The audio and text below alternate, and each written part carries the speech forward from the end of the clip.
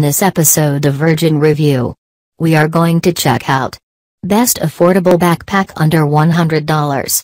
We made this video by quality, price, and durability of the product. If you want to know more and buy one, please check the Amazon link on video description.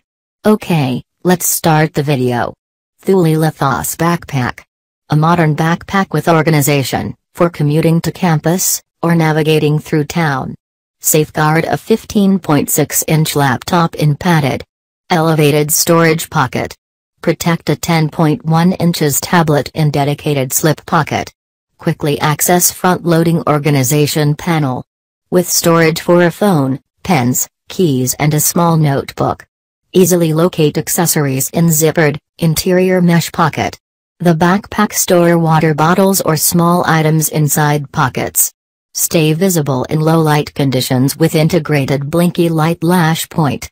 The backpack laptop compartment dimensions is 15.2 by 10.4 by 1.2 inches. It's really a good backpack.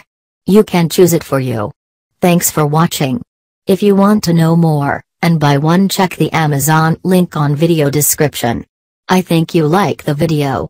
If you have any query, write it on comment section. Please like the video, and subscribe our channel, for watching more videos.